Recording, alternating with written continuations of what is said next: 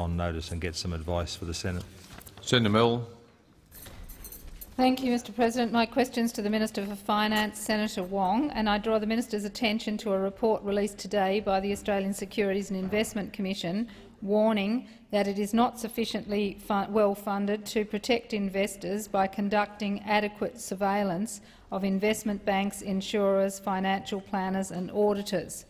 In the light of the global financial crisis, is the minister confident that ASIC has adequate funds and staffing resources to do the job the Australian people need it to do?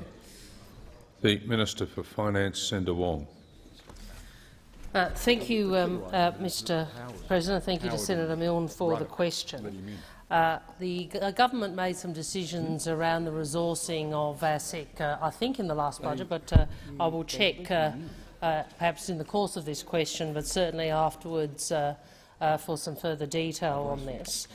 We are conscious of the importance of resourcing all our regulators appropriately, given the task that they are asked to undertake. I would also make this point, however, Senator Milne, as the Senator would know, we make those decisions in terms of funding of all our financial system regulators in the context of a constrained fiscal environment, and one in which the government has had to deal with a very substantial write-down in revenues over a number of years.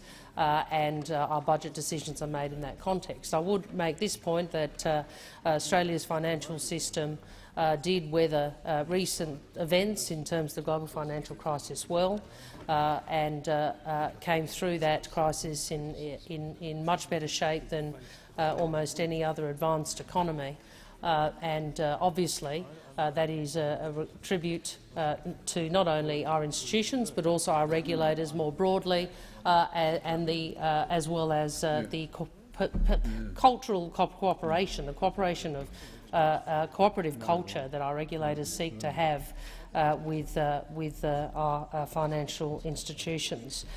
In terms of particular requests of funding for different entities, obviously the government is faced always with a request for further resourcing for many institutions within government, and we have to prioritise those, and we have done so and will continue to do so in terms of decisions to be made in the future.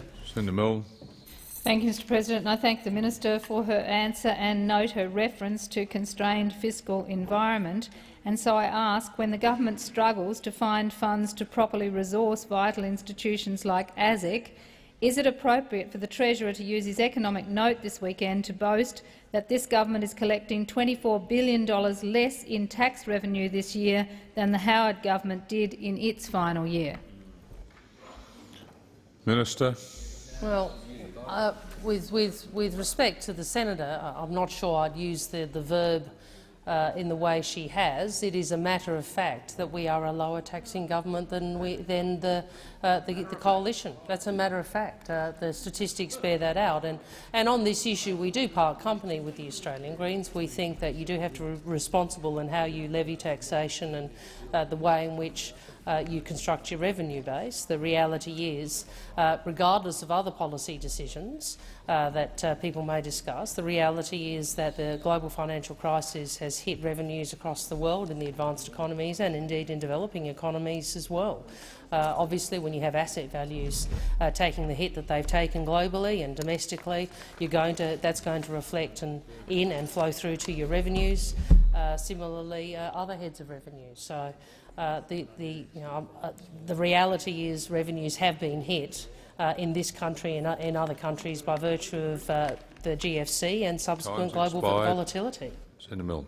Thank you, Mr President, and I note the minister's answer there, but given the Prime Minister's warning yesterday that Premier Campbell Newman's devastating public service job cuts are just a curtain raiser for what Tony Abbott would do as Prime Minister, can the minister commit to raising enough revenue to invest up front in major positive social reforms like Denticare, lifting New Start and funding schools, and will the government rule out similar cuts to the public service in the upcoming MYEFO? The Minister. Thank you, Mr. President. Well, I'd make a few points. Unlike some in this place, we take the responsibility as a party of government of finding the funds for socially progressive policy, and we have done so.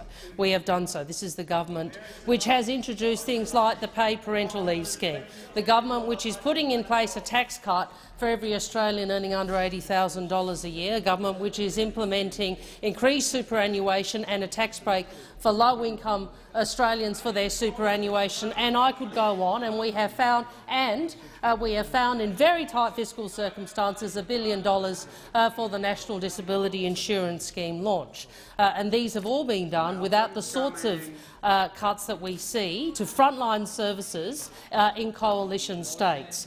I should also perhaps just return to the first question. I'd refer the senator to budget paper number 2, where she can see the increased funding of ASIC for enhanced market supervision. Senator Stevens.